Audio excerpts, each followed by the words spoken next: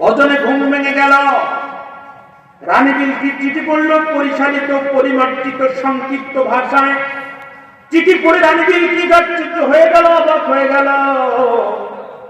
রানী বিলকিস চিন্তা করলো, জীবনে বহু চিঠি পড়েছি, কিন্তু এত মর্মস্পর্শবাণী সংক্ষিপ্ত ভাষার চিঠি তো কোনোদিন পড়ি নাই। আর আমার চতুর্দিকে ডিউটি দিচ্ছে সশস্ত্র সেনাবাহিনী, তাদের উপরে ডিউটি দেয় বিমান বাহিনী, নৌপথে ডিউটি দিচ্ছে নৌবাহিনী। এই সকলের চক্ষু ফাঁকি দিয়া নিষিদ্ধ নিরাপত্তা রাষ্ট্রজাল ভেদ করে একটা ছোট্ট পাখি জানলার ভিতর দিয়ে প্রবেশ করে আমার কাছে চিঠি পাঠিয়েছেন যিনি, এই সাধারণ পয়গম্বর নয়, তিনি সাধারণ মানুষ নয়, তিনি শহরের মাধ্যমে কাছে টেনে টেনে দূরের মানুষকে নিকটে এনে দেখা।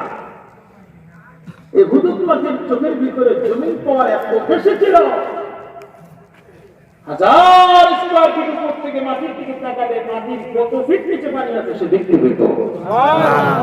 আজ গোটা পৃথিবীর আধুনিক বিজ্ঞানের আবিষ্কৃত সমস্ত ক্যামেরা যদি এক জায়গায় করা হয়, হুদুদ পাখির একটি চোখের পাওয়ারের সমান হবে না। নবী সুলাইমান আলাইহিস সালাম ঘুমায়। আমি খুব সংক্ষেপে কথা সাজাচ্ছি, আমার কোনো অনুরোধ আছে আপনাদের? নবী সুলাইমান আলাইহিস সালাম ঘুমায়। হুদুদ চিন্তা করলো, আল্লাহর পয়গম্বর ঘুমায়, আমি এই সুযোগে একটু বেড়াই। স্ত্রী তো বেশি উঠেই কিছু দূর মুহূর্তের ভিতরে বর্ডার ক্রস করে ইয়ামেনের রাজধানী সাবাতে চলে গেল। হুদুদ সাবাতে যখন নবী সুলাইমান আলাইহিস সালামের ঘুম ভাঙছে, তখন আমি যেখান থেকে তেলাওয়াত করেছি, আল্লাহর কোরআন হচ্ছে, ঘুম থেকে উঠে নবী সুলাইমান আলাইহিস সালাম সর্বপ্রথম তিনি পাখি তুলে খোঁজ নিলেন। অতঃপর বললেন, মা লিয়ালা আরাল হুদুদা আম কানা মিনাল গায়িবিন, কি হলো আমার, আমি কেন হুদুদকে দেখছি না, নাকি সে অনুপস্থিত? উনি পরে বুঝতে পারলেন বিনা অনুমতিতে হুদুদ এখান থেকে চলে গেছে। কাল বিলম্ব করলেন না, সাথে সাথে হুদুদের বিরুদ্ধে রায় দিয়েছে। কি রায়? লাওয়াতিবান্নাহুম আযাবান শাদীদান, আমি তার কঠিন শাস্তি দেব। আউলাকান্নাহুম, অথবা আমি তার অবশ্যই জমি করব। আউলা ইয়াতিয়ানি বিসুলতানিন মুবিন, কিন্তু সে যদি আপনি সমর্পণ করে উপযুক্ত কারণ দর্শাইতে পারে, আমি অবশ্যই তারে আযাব দেব না, অবশ্যই তারে জবিও করব না। এখন হুদুদ পাখির অপরাধ কি? বিনা অনুমতিতে চলে গেছে।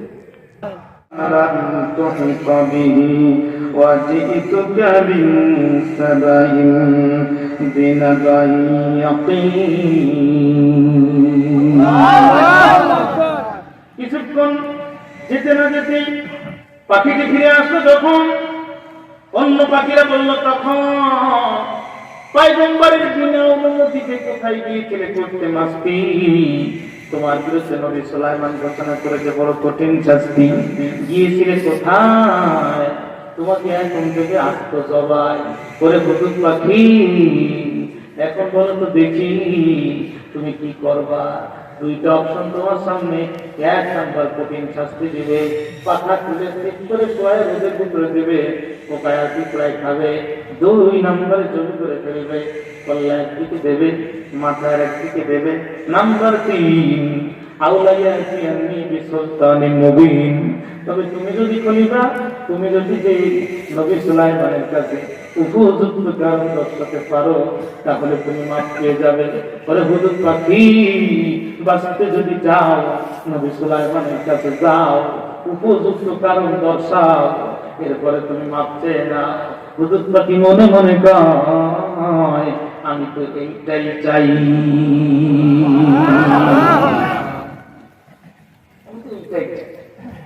তাফসীরের কিতাবে এসেছে, হুদুদ পাখি এক পায়ের উপরে রাখি খোলাতে খোলাতে নবী সুলাইমানের কাছে গেছে। মাথাটা নিচু করে বিনয়ের সুর দিয়ে বলতে, নবী অনুমতি যদি পাই, একটা কথা বলতে চাই, তবে দয়া করে অনুমতি ছাড়া দেবেন না জবাই। আপনি জবাই দিলে আমার কিছু করার নাই, তবে একটি প্রশ্ন চাই অনুমতি। গোটা পৃথিবী সেনাপতি একটি প্রশ্ন করার জন্য অনুমতি। হযরত সাল্লাল্লাহু আলাইহি সাল্লাম ডাক দিয়ে বলে, রে হুজুর বলতে দেখি তুই কি বলতে চাস। হুজুর চিন্তা করলো এমন বক্তব্য দিতে হবে এখন যাতে নবী সুলাইমান প্রথম বক্তব্যে খুশি হয়ে যায়। ভাইরা আমার, নবী সুলাইমান সাল্লাম বলল, ওরে হুজুর কি বলতো দেখি তুই কি বলতে চাস। হুজুর তখন দাঁড়িয়ে বলে, ও নবী সুলাইমান, জিতু মিন সাবাইন বিনাবাই ইয়াকিন, আমি আপনার জন্য একটি টাটকা খবর নিয়ে এসেছি। আমি এমনি এমনি আপনার কাছ থেকে যাই নাই, আমি হুজুরের জন্য গিয়েছিলাম। এমন একটি খবর আমি আপনার কাছে নিয়ে এসেছি। আপনি গোটা পৃথিবীর প্রেসিডেন্ট, কিন্তু এই খবর সম্পর্কে আপনি বিন্দুমাত্র জ্ঞান রাখেন না। আপনার দেশের সাংবাদিকরা এই খবর সম্পর্কে প্রিন্ট এবং ইলেকট্রনিক মিডিয়ায় এখনো কোনো নিউজ করে নাই। এমন একটি টাটকা খবর আমি আপনার কাছে নিয়ে এসেছি। অবশ্যই যদি পাই অনুমতি তাহলে আমি একটা একটা করে বলতে চাই। নবী সুলাইমান তো অবাক হয়ে গেল। আরে হুজুর কি গোটা পৃথিবীর প্রেসিডেন্ট আমি, আর আমি খবর রাখি না, কি বলতে চাও? বেশি চালাকি করবো না, জবাব দাও। হুজুর পাখি তখন বলতেছে, ও আল্লাহর নবী, ইন্নী ওয়াজাদতু ইমরাআতান তামলিকুহুম ওয়া উতিয়াত মিন কুল্লি শাইইন ওয়া লাহা আরশুন আযীম। আরো জোরে একবার বলেন আল্লাহু আকবার। হুজুর পাখি ডাক দিয়ে বলে, ও আল্লাহর নবী, আপনি ঘুমাচ্ছিলেন যখন, উঠতে উঠতে আমি রাজধানী সমাজে গেলাম, তখন শুধু সেটা যায় নাই, ইবনি ওয়াজাদতু ইমরাআতান, আমি একটি নারী সন্তান পেয়েছি। তিনি ওই রাষ্ট্রের নেতৃত্ব দিচ্ছেন। অর্থাৎ তিনি সাধারণ মানুষ নয়, তিনি প্রধানমন্ত্রী, তিনি রাষ্ট্রপতি, তিনি রাষ্ট্র পরিচালনা করে একজন নারী। সাধারণ মানব, সাধারণ নারী নয়। কে সেই নারী? তাফসীরে ইবনে কাসিরে ইমাম মুজাহিদের বক্তব্য নকল করেছেন ইমাম ইবনে কাসির। ওয়াহিয়া বিলকিস বিনতে সুরাবি মালিকাতুস সাবা, তিনি ছিলেন সাবা নগরীর রানী বিলকিস, তার বাবার নাম ছিল সুরাবি। ভাইরা আমার, একান্ত আপনজনেরা আমার, তামলিকুহুম, তিনি তাদের নেতৃত্ব দিচ্ছেন। ও আল্লাহর নবী শোনেন, এই রাষ্ট্রে পার্লামেন্ট ভবন আছে, সেখানে সৈন্য সংস্থা আছে। দুই নাম্বার রাষ্ট্র পরিচালনা করার জন্য যা যা চাই সবকিছুই করে দেওয়া হয়েছে। তার মানে তার সেনাবাহিনী আছে, তার পার্লামেন্ট ভবন আছে, আর পার্লামেন্ট ভবনে যতগুলো পার্লামেন্ট মেম্বার আছে প্রত্যেকটি মেম্বারের অধীনে 10,000 করে সশস্ত্র সেনাবাহিনী আছে। ও আল্লাহর নবী, শুধু তাই না, ওয়ালাহার আযীম, বসার জন্য তার একটি মতো চেয়ার আছে। 4টা মূল্যবান ধাতু দিয়া এই চেয়ার তৈরি করা হয়েছে, বড় কারুকাজ সম্পন্ন। শত শত নারী তার সেবা করার জন্য আছে। বক্তব্য যদি এখানে শেষ হয়ে যেত, আমি হুজুরদের কিছু বলার ছিল না, কিন্তু বক্তব্য এখানে শেষ না, আরো কিছু কথা বাকি আছে। অনুমতি যদি পাই তাহলে আপনার সামনে বলতে চাই। নবী সুলাইমান বলেন, অসুবিধা নাই, বলো তো দেখি তুমি কি বলতে চাও।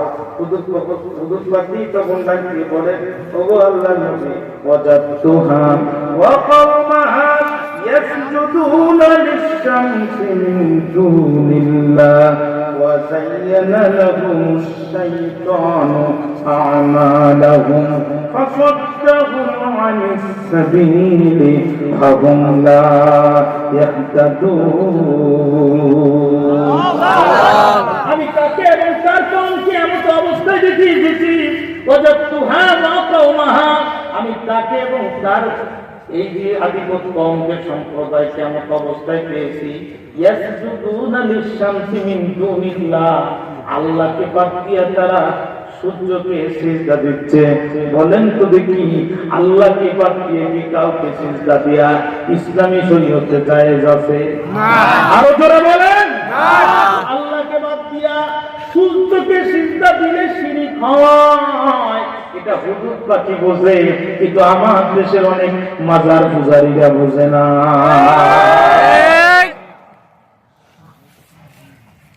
আল্লাহকে বাদ দিয়া অন্য কারোর সামনে মতামত করা মুসলমানের জন্য জায়েজ নাই। কিন্তু আজকে ধরে দেখেন, এদেশে ইসলাম প্রচারের জন্য সবচেয়ে বেশি ভূমিকা পালন করেছে যারা, আজকে তাদের দরবারগুলোতে কাজা আসরে পরিণত হয়েছে, শিরকের আড্ডাখানায় পরিণত হয়েছে। গায়ের মধ্যে 36টি তালা ঝুলানো, এক একটা হুকুম চলবে কার? আল্লাহ। হুকুম চলবে কেবলমাত্র আল্লাহ। আল্লাহ ছাড়া মানুষের তৈরি করা, ইংল্যান্ডের তৈরি করা, আমেরিকার তৈরি করা, কোন মানুষের তৈরি করা, আব্রাহাম লিঙ্কনের তৈরি করা, ক্যারিনেট তৈরি করা, কালমার্ক্সের তৈরি করা, যত বীর পুরুষ হোক না কেন, সৃষ্টি করেছেন তিনি, আইন দেবেন তিনি।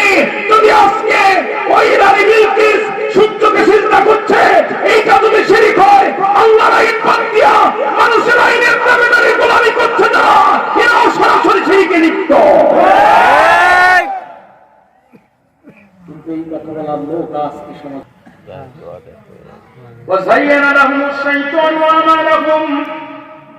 শয়তান তাদের এই শিরকি কর্মকাণ্ডগুলোকে প্রমোট করতেছে। শয়তান হিদায়াতের রাস্তা থেকে তাদেরকে পথভ্রষ্ট করে ফেলেছে। অতএব তারা এখন হিদায়াতের রাস্তা নাই। আল্লাহ ছাড়া অন্য কারোর আইনের কাছে মাথা নিচু করেছে যারা, জান্নাতের পথে নাই তারা।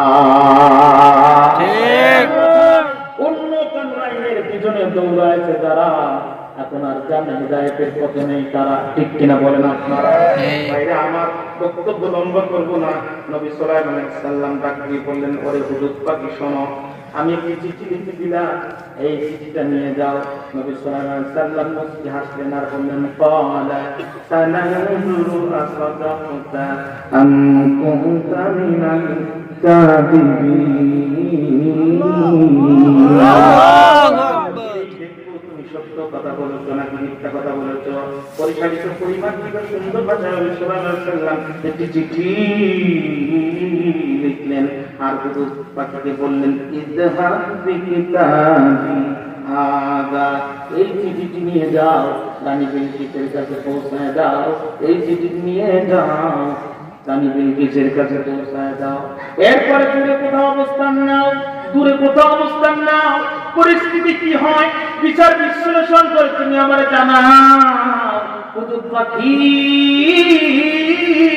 নিয়ে চিঠি রওনা শুরু করে দিলেন। যখন দুপুরে খাওয়ার পরে বিশ্রাম নেওয়ার সময়, তখন রানী বিলকিস দুপুরে খাওয়ার পরে সামনের বিছানায় নিজের দেহতে একটুখানি বিলায় দিয়েছে আর পাশে একটা চোখ করতেছে, কেউ বা তার পাখা দিয়া বাতাস করতেছে। হুদুদ পাখি চিন্তা করলো চোখ বুঝে চোখ মারা লাগবে, এইটাই উপযুক্ত সময়। হুদুদ পাখি জানলা দিয়ে ঢুকি রানী বিলকিসের চোখের উপরে চিঠিটা দিয়েছে রাখি। যদিও চিঠিটি হালকা, কিন্তু ওটা পয়গম্বরের লেখা চিঠি। আমি জানতে চাই ওই চিঠির ওজন আছে না নাই। আপনি সাধারণ মুসলমান, আমার দিকে তাকান, দোয়া করে দিব না, আমার দিকে তাকান। আপনি সাধারণ মুসলমান, আপনার ঘরের চাল দিয়ে পানি পড়ে, আপনার ঘরের ছাদ ফাটা, ওখান থেকে ফুটা দিয়ে পানি পড়ে, আপনার শরীরের পোশাক ছিঁড়া, আপনার শরীরের ভিতরে ময়লা, কিন্তু বিশ্বাস করেন, আপনি যখন এক আল্লাহর উপরে বিশ্বাস করে শাহাদাত আঙ্গুল উঁচু করে আল্লাহু আকবার আওয়াজ দেন, কাফের আর মুনাফিকের মস্তক কাল বৈশাখীর ঝড়ের মতো থরথর করে কাঁপতে থাকে। ওরা আপনার আওয়াজকে আপনার আওয়াজের মতো ভয় পায়। কথা বলেন অজনে ঘুম ভেঙে গেল। রানী বিলকিস চিঠি পড়ল পরিচালিত পরিমার্জিত সংক্ষিপ্ত ভাষায়। চিঠি পড়ে রানী বিলকিস আশ্চর্য হয়ে গেল, অবাক হয়ে গেল। রানী বিলকিস চিন্তা করলো, জীবনে বহু চিঠি পড়েছি, কিন্তু এত মর্মস্পর্শবাণী সংক্ষিপ্ত ভাষার চিঠি তো কোনোদিন পড়ি নাই। আর আমার চতুর্দিকে ডিউটি দিচ্ছে সশস্ত্র সেনাবাহিনী, তাদের উপরে ডিউটি দেয় বিমান বাহিনী, নৌপথে ডিউটি দিচ্ছে নৌবাহিনী। এই সকলের চক্ষু ফাঁকি দিয়া নিষিদ্ধ নিরাপত্তা রাষ্ট্রজাল ভেদ করে একটা ছোট্ট পাখি জানলার ভিতর দিয়ে প্রবেশ করে আমার কাছে চিঠি পাঠিয়েছেন যিনি, এই সাধারণ পয়গম্বর নয়, তিনি সাধারণ মানুষ নয়, তিনি। একটু ভাবো, একটু ভাবো। 10টি বছর নির্মম নির্যাতন সহ্য করার পরও বাতিলের সাথে আপোষ করেন নাই তিনি, সাধারণ মুফাসসির নয়, তিনি।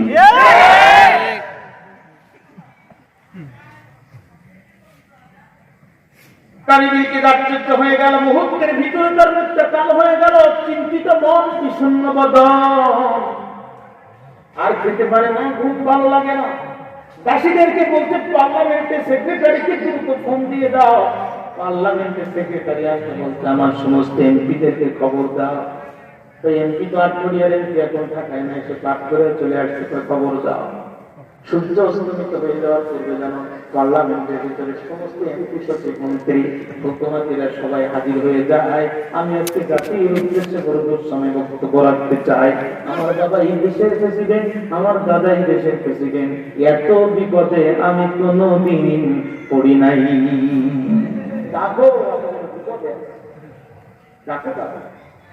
খবর হয়ে গেল চতুর্দিকে, রানী খায় না, রানী ঘুমায় না, রানী এক জায়গায় বসতে পারে না, রানী অস্থির হয়ে রাজপ্রাসাদের বারান্দায় শুধু যায় আর আসে, যায় আর আসে।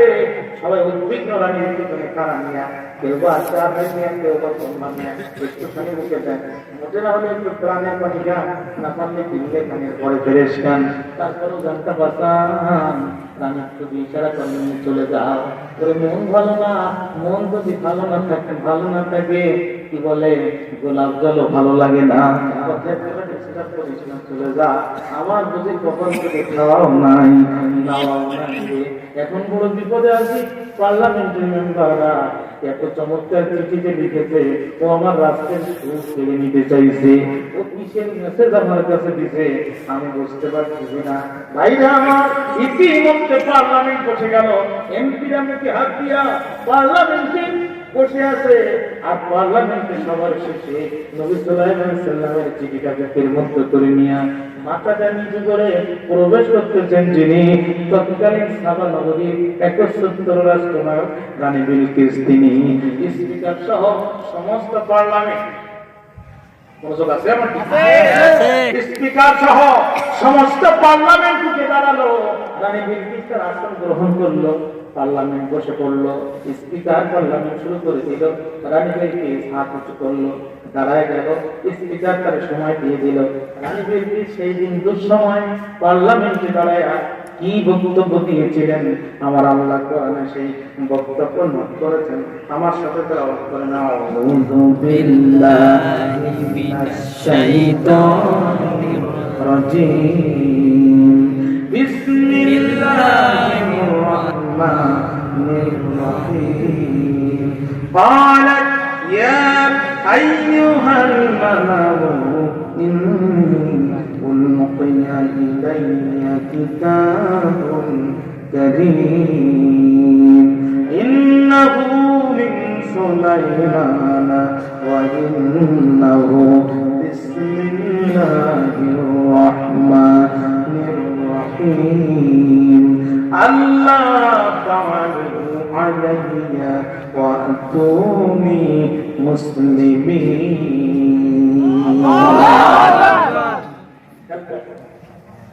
ইয়া আইয়ুহাল মালাউ, ও মুসলিরা, ইন্নী উলকিয়া ইলাইয়া কিতাবুন কারীম, আমার কাছে একটি সম্মানিত চিঠি প্রেরিত হয়েছে।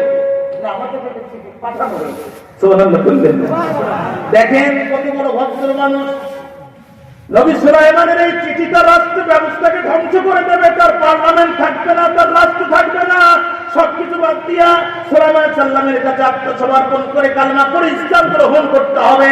তারপরেও সরকার প্রধান হিসাবে, পার্লামেন্টের প্রধান হিসাবে তিনি কিন্তু মাত্র অভদ্রতা দেখাননি, তিনি বিচলিত হননি। তিনি দাঁড়ায় বলতে পারতেন, ইন্নী উলকিয়া ইলাইয়া কিতাব, আমার কাছে একটি চিঠি এসেছে, এই কথাটা বললে কিন্তু বাক্য সমাপ্ত হয়ে যায়, কিন্তু এই কথাটা তিনি বললেন না। তিনি সিফাত মৌসুফ লাগাই দিলেন, কিতাবুল কারীম, সম্মানিত চিঠি এসেছে। অর্থাৎ বোঝা গেল ভদ্রতার রক্ত যার ভিতরে থাকে, ওর মুখের কথার ভিতরেও ভদ্রতার গন্ধ পাওয়া যায়। খুব জায়গা খুব গভীর নজর দিতে হবে। কেন মাথার উপরে যদি আকাশ ভেঙেও পড়ে, রাষ্ট্রের প্রধানের আচরণ হবে রাষ্ট্রপ্রধানের মতো, বাড়ির কাজের ঝিয়ের মতো নয়।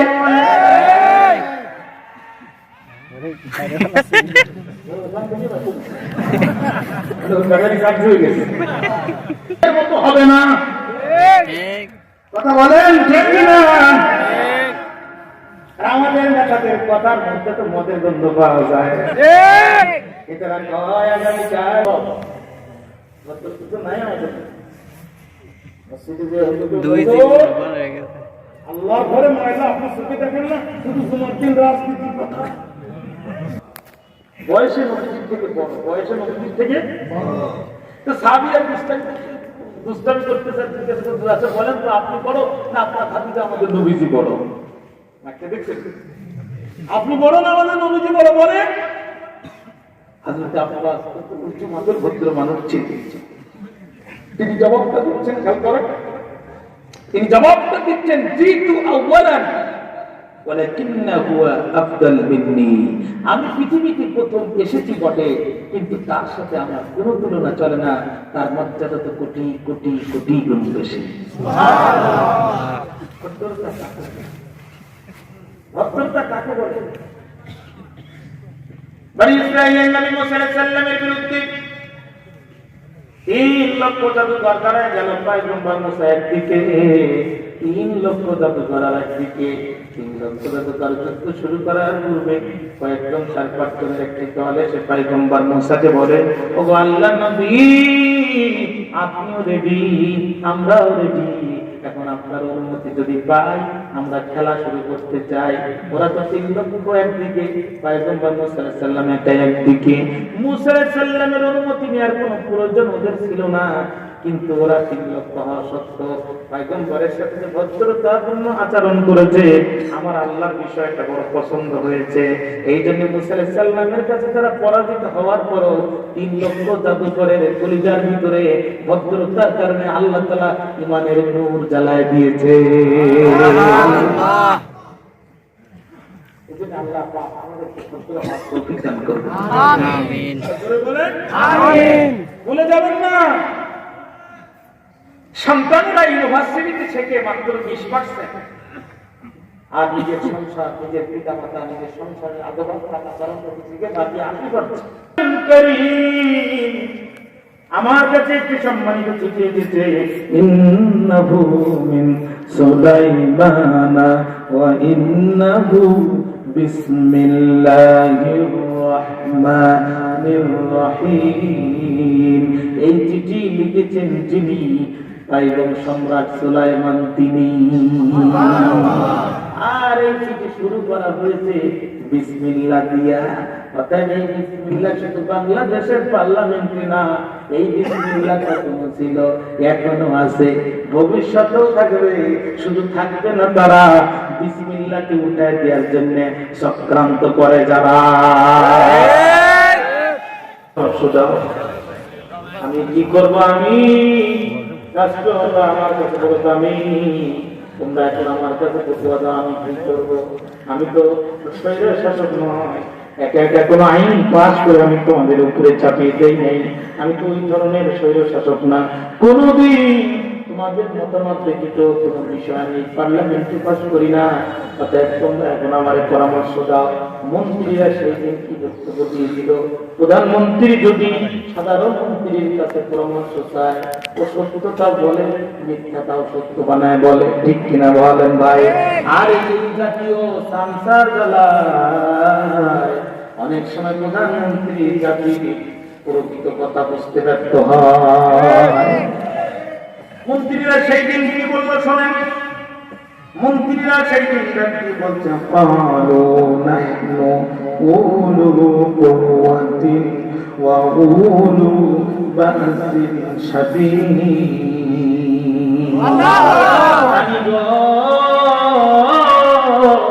হয় নাই রাজপথ ছাড়ি নাই রানী গো চিন্তা নাই আমরা আছি আপনার পাশে মন খারাপ করবেন না নাহনু উলু কুওয়াতি আমাদের অনেক শক্তিশালী ধনবল আছে জনবল আছে সেনাবাহিনী আছে উন্নত প্রশিক্ষণ প্রাপ্ত সেনাবাহিনী যেমন আছে মডার্ন আধুনিক এসএমজি অস্ত্র আমাদের আছে রানী গো হয় নাই রাজপথ ছাড়ি নাই আপনি রানী যেখানে আমাদের পাবেন সেখানে দিয়েছি তো রক্ত আরো রক্ত দিতে চাই সাবার বলে রানীর সেবা আমরা করতে চাই সামনে কে রানী ছাড়া আবার কে পিছনে কে রানী ছাড়া আবার কে রানী গো ভয় নাই রাজপথ ছাড়ি নাই রানী মনে মনে কয় তোমাদের সব বক্তব্য তো বিশ্বাস করার মতো নয় তোমাদের বক্তব্য তো তেমন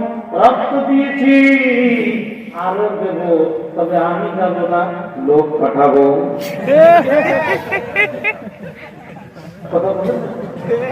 রক্ত দিয়েছি আরো দেব তবে আমি যাব না বিপদে পড়লে লোক পাঠাবো রানী মনে মনে কয় তোমাদের মুখের বক্তব্য আর মনের কথা তো এক নয় আমার বাবার জানা যায় তাহলে কেন তোমরা হাজির হও নাই তোমাদের সব কথা মেনে নেওয়ার মতো কথা না চিল্লায় বলেন কথা ঠিকই না রানী তো বড় চালাক রানী রানী সব কথায় চিরা ভেজে না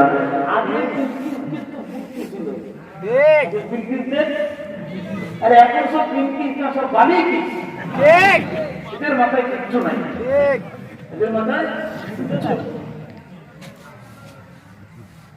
রানী গো ভয় নাই রানী মনে মনে কয় তোমাদের কথার কোনো বিশ্বাস নাই তোমরা বাস করে দেশে তোমাদের স্ত্রীরা বাস করে বিদেশে এই দেশের টাকা দিয়ে বিদেশে ইনভেস্ট করে সে দেশের পাসপোর্ট কোথায় পকেটে রেখেছো খেলা করবে যখন আমার খেলাইয়া উড়াল দেবে তখন মনে কি করেছো তোমাদের কোনো খবর আমি রাখি না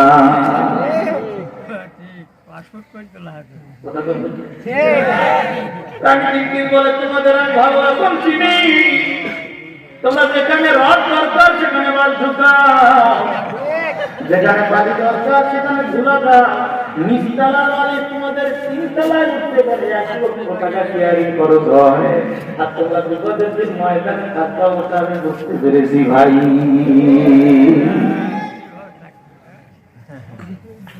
তাই বলে সব খাইতে খাইতে যখন শেষ হয়ে যায় তখন তোমরা ক্যাপ্টেনের টাকা করে খাওয়া শুরু করেছো তোমাদের সাথে এই পদে আমি নাই তোমাদের কথা রানীকে বলল শোনো মন্ত্রীরা তোমাদের কথা অনেক দামি ধৈর্য ধরে শুনেছি আমি এখন অনুমতি যদি পাই তাহলে আমি আমার কথা বলতে চাই মন্ত্রীরা ডাকিয়ে বলল রানী অসুবিধা নাই আমরা আমাদের কথা বলেছি এখন আপনার বক্তব্য শুনতে চাই জানি ব্যক্তি তখন কি বলেছিল আল্লাহ পাক অনুভব করে দিয়েছেন ইন্নাল মুলুকা ইযা দাখালু ক্বারিয়াতান আফসাদুহা ওয়া জাআলু আ'ইজ্জাতা আহলিহা আযিল্লা ওয়া কাযালিকা ইয়াফআলুন বলেন আল্লাহু আকবার রানী বিবি কাকি বলতে ইন্নাল মুলুকা ইযা দাখালু ক্বারিয়াতান আফসাদুহা যখন কোনো স্বৈরাচার জোর করে কোনো রাষ্ট্রের দায়িত্ব নেয় জনগণ করে দেয় না বা আল্লাহর পক্ষ থেকে সে বসে না। জোর করে যখন কোন শরীরটা কাজের দায়িত্ব নেয়, আল্লাহ কোরআন বলছে দুইটা কাজ করে আফসাদু হা বমি ইদাফা তিলাল কারিয়া। আরবি গ্রামার যারা বুঝেন তারা বুঝবেন, এই সর্বনামটা ওই পরিমাণ ওই রাষ্ট্রপতি করেছে, তার মানে ওই রাষ্ট্রের সব কিছু ধ্বংস করে, তাদের গতিতে বাদ দিবে, শিক্ষা প্রতিষ্ঠান ধ্বংস করে দিবে। জিপিএ 5 পাওয়া ছেলে মেয়েরা ইংরেজিতে আমি জিপিএ পেয়েছি, জিপিএ 5 পেয়েছি, এইটা ক্যান্সেল করতে পারবে না। শিক্ষা ব্যবস্থা ধ্বংস করবে, অর্থনীতি ধ্বংস করবে, বিদেশের টাকা পাচার করবে, দেশের সব কিছু একটা করে একটা ধ্বংস করে দেবে। যদি বলেন ঠিক কিনা?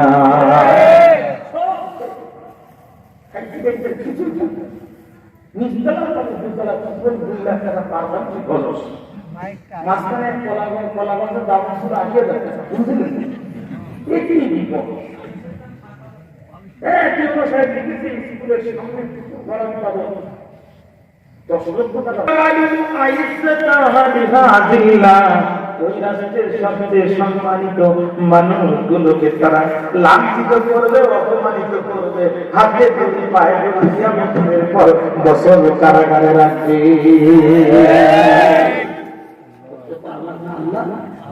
চিল্লায় বক্তব্য দাও। এক নম্বর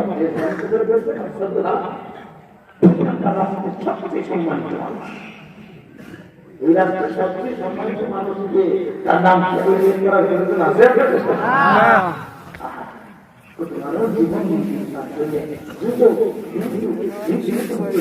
জীবন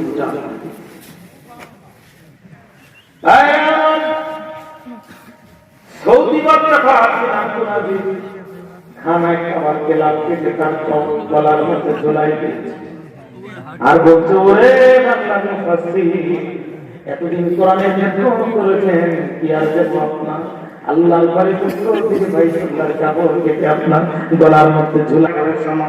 ও মন্ত্রীরা, তোমরা কি কানকারা করে শোনো, তোমাদের সম্পর্কে যথেষ্ট জ্ঞান আমার আছে। আমি ব্যক্তি সিদ্ধান্ত নিয়েছি, এই মুহূর্তে আমি যুদ্ধ জড়াবো না, আবার এই মুহূর্তে আমি আত্মসমর্পণ করবো না। বড় চালাক বুদ্ধিমতী মহিলা, এই মুহূর্তে আমি যুদ্ধ জড়াবো না, আবার এই মুহূর্তে আমি আত্মসমর্পণ করতে চাই না। আমি নিতে চাই, আমার দিকে নাসিকে আপনাদের প্রাণের ভাইরা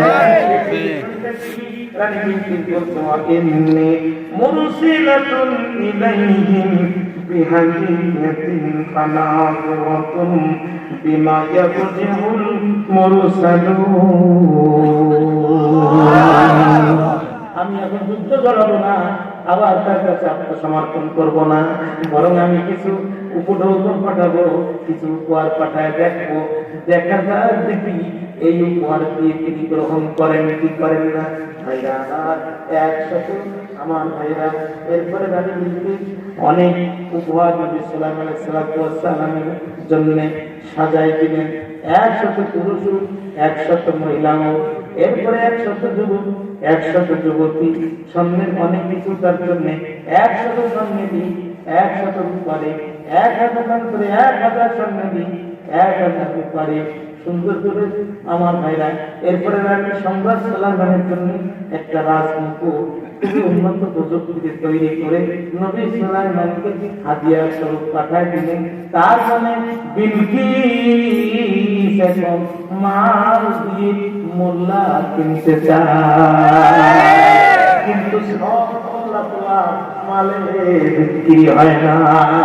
মোল্লারে একটা ফেলার মুখের উপরে চুল ফেটে যায়, কোন মোল্লারে একটা গাড়ি দিলে মুখ আর কিয়ামতের আগে করবে না, আর কোন মোল্লারে ফাঁসির কাজটা নিলেও হক কথা বন্ধ করে না। মাল দিয়ে মুনাফিক কেনা যায়, মাল দিয়ে দ্বীনের মুজাহিদ কেনা যায় না।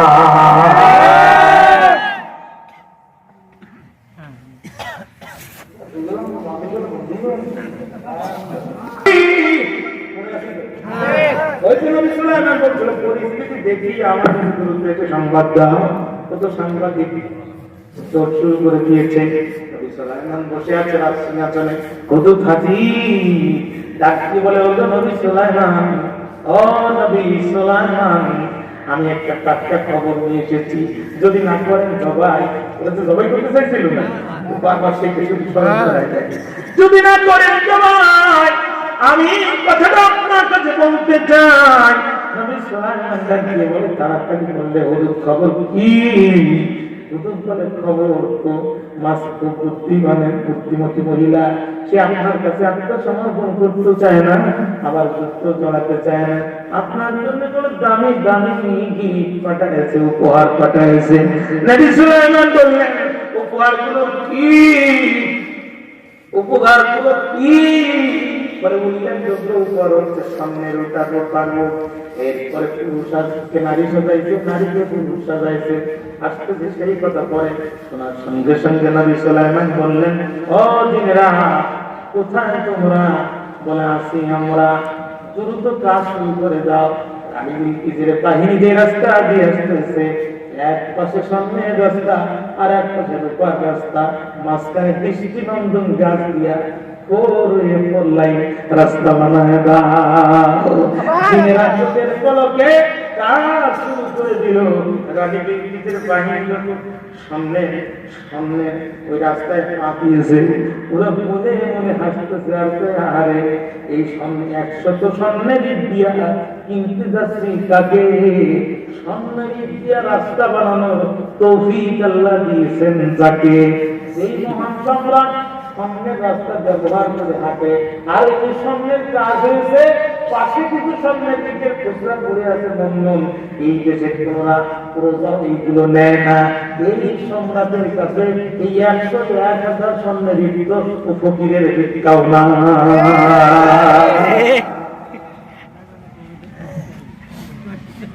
কথা বুঝতেছেন কেউ ভাই? কিন্তু ওরা বড় চালাক মানুষ, ওরা মুখটা উঁচু করেছে যে রাস্তা কি বানানো দেখে নাই, মানে দেখি ঘুমানো কথা। নবী সুলাইমান বসে পুরো সালাম দিতে ওয়েলকাম জানাচ্ছে, বলছে, ওগো সম্রাট, আমাদের রানী আপনাকে এত সম্মান করেছে। এই যে দেখেন, আমি পক্ষ থেকে আমরা আপনার কাছে পেশ করলাম, এখানে আপনি 100 স্বর্ণেরই। নবী সুলাইমান সাল্লাম ডাক দিয়ে বলেন, রানী বিলকিসের বাহিনী, তোমার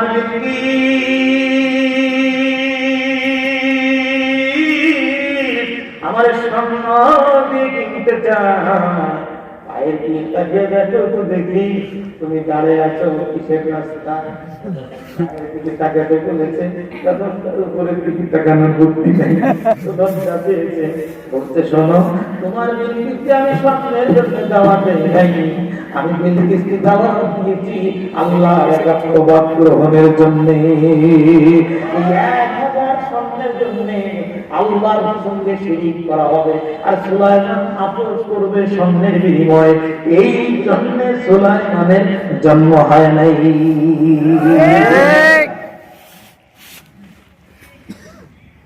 আর কি দিয়েছি তোমার বিলকিস?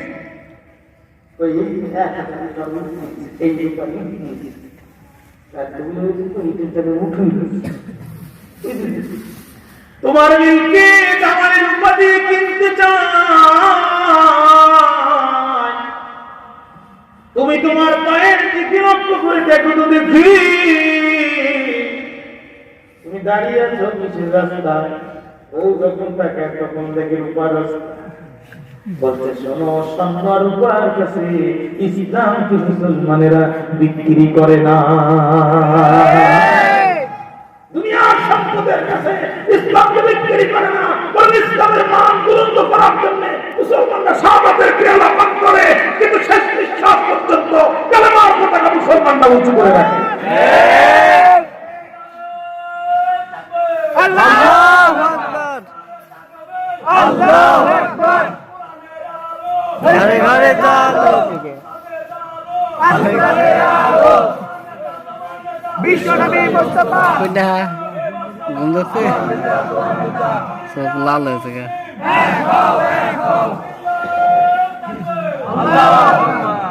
কিনা বলেন প্রিয় ভাই?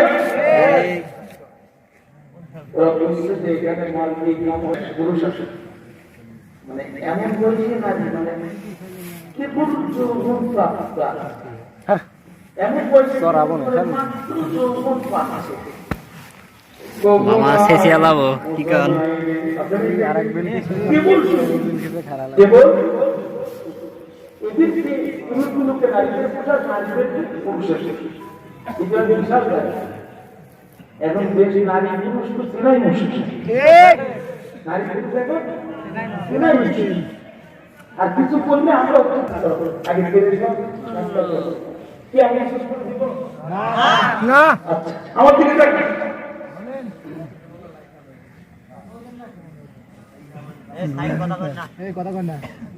এখন ওরা যখন পানির কাছে যায় নারীদের একটা স্বভাব পায় পানির কাছে যায় তখন কাপড়টা উঁচু করে ধরে তখন এটা নারীদের খাসলাত যদিও বিলকুল তাদেরকে জিনিসের প্যান্ট শার্টটাই পরাইতেছে কিন্তু তারা যখন পানির কাছে গেছে প্যান্ট ধরে দিচ্ছে টান বুঝে গেছে নবী সুলাইমান এইগুলো লেডিস বাকিগুলো জন্ডি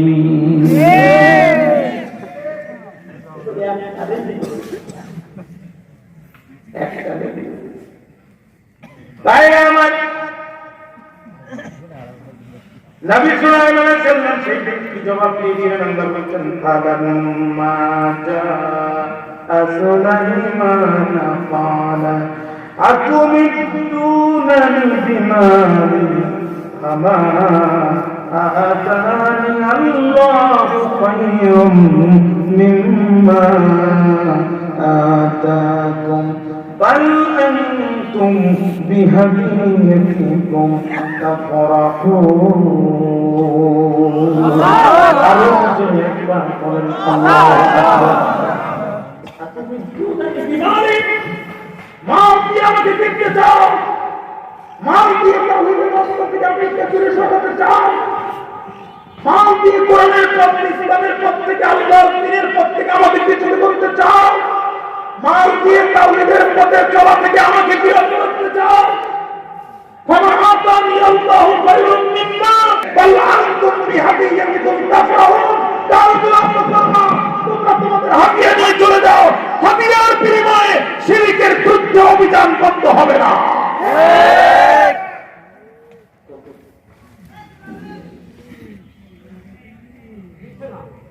আল্লাহ হাদিয়ার বিনিময়ে আমি ইসলামের পক্ষে চলার পথ বন্ধ করব না তোমরা তোমাদের হাদিয়া নিয়ে চলে যাও বাওটা বাজে আর আমি হাদিয়া নিয়ে ইসলাম বইটা করতে পারি যে বিধি রাষ্ট্রের শোনা তার কিছু পর আপনি কি নাই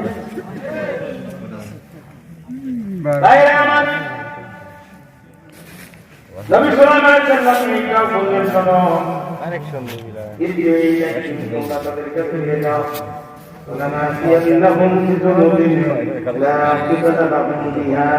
তোমরা তাদের কাছে চলে যাও আমরা অবশ্যই সেনাবাহিনী নিয়ে আসবো আমি সুলাইমান অবশ্যই সেনাবাহিনী নিয়ে আসবো এমন সেনাবাহিনী যার মোকাবেলা করতে পারবে না অবশ্যই সেখান থেকে তাদের অপমানের সাথে করে দিব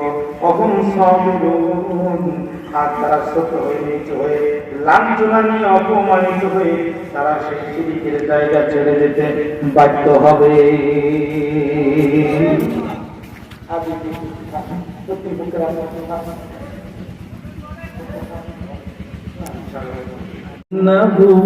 বিসমিল্লাহির রহমানির রহিম এই চিঠি লিখেছেন যিনি পাইগম সম্রাট সুলাইমান তিনি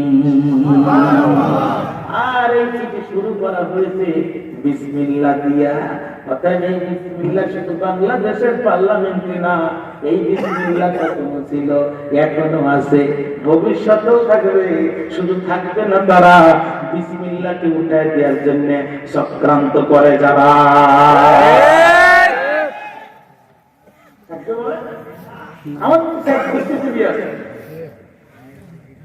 আমাদের শুনলে চিনি বলছেন না পুরো 7টা ম্যাগনেট দিয়ে ভর্তি আমার নামে আর্থিং করে এত বড় ম্যাগনেট মাথায় এদের মাথায় কোনো চিন্তা নাই, মানে ইসলাম যেখানে এটা চুলকানি সেখানে, মানে শুধু ইসলাম খুঁজতে বুঝতেছে। দেশে এত সমস্যা, তার কাছে কিছু মনে হয় না। দ্রব্যমূল্যের উদ্যোগতি তার কাছে কিছুই না, সে জামাচ্ছি কেন্দ্রের দাম বেশি, চাউলের থেকে পেঁয়াজের দাম বেশি। কোনো সমস্যা না, তার কাছে সমস্যা হচ্ছে সংবিধান থেকে বিসমিল্লাহ তুলতে হবে। এটাই যেন আজকে বড় সমস্যা। সংবিধান থেকে বিসমিল্লাহ তুলতে হবে, রাষ্ট্র ধর্ম ইসলাম কি বাদ দিতে হবে। শোনো, এই সংবিধান থেকে বিসমিল্লাহ এমনি এমনি আসে নাই। এটা সুলাইমান আলাইহিস সালামের বিসমিল্লাহ, দাউদ আলাইহিস সালামের বিসমিল্লাহ, আদম আলাইহিস সালামের বিসমিল্লাহ, নূহ আলাইহিস সালামের বিসমিল্লাহ, ইব্রাহিম আলাইহিস সালামের বিসমিল্লাহ, ইউনূস আলাইহিস সালামের বিসমিল্লাহ, আইয়ুব আলাইহিস সালামের বিসমিল্লাহ, দাউদ আলাইহিস সালামের বিসমিল্লাহ, ঈসা আলাইহিস সালামের বিসমিল্লাহ, মুসা আলাইহিস সালামের বিসমিল্লাহ। আমার আপনার কলিজার টুকরা নবী মুহাম্মদ রাসূলুল্লাহ সাল্লাল্লাহু আলাইহি সাল্লামের বিসমিল্লাহ। সুতরাং এই বিসমিল্লাহকে উচ্চারণ করতে চাইবে যারা, চিরদিনের জন্য ধ্বংস হয়ে যাবে তারা।